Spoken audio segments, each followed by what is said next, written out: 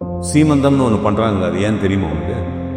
இன்னைக்கு நீங்கள் ஸ்டைலாக சொல்கிறீங்களா பேபி ஷவர் அப்படின்னு, அதுக்கு பின்னால் என்ன சயின்ஸ் இருக்குன்னு தெரியுமா? ஒரு டெலிவரி டேபிளில் ஒரு குழந்தை பிறக்கும் பொழுது அந்த ஸ்பிளிட் செகண்ட் தாயினுடைய உயிர் எடுத்துன்னு வருது அது வெளியில். அதனால தான் பிரசவம்னு பேர். பிரசவம் என்றால் மறுஜென்மம் என்று பொருள். ஸோ மறுஜென்மம் எடுக்கக்கூடிய ஒரு பெண்மணியை அந்த 7வது மாதமோ 8வது மாதமோ ஒரு வாட்டி சிங்காரிச்சு பார்த்துறான். எல்லா பெரியவங்களும் வந்து ஆசீர்வாதம் பண்ணுறாங்க, அவர் உயிர் பெற்று வரணும் அப்படின்னு. அதுக்கு அவ்வளோ ஒரு பவர் உண்டு. அதனால தான் ஒரு உறவினர்கள், சுற்றுல் சூழல், நண்பர்கள் எல்லாம் வந்து அந்த சீமந்தத்தை நடத்துகிறாங்க. ஒரு தாய்க்கு 4 குழந்தை பிறக்குது அப்படின்னா 4 வாட்டி தன் உயிரை தியாகம் பண்ணியிருக்கான்னு அர்த்தம்.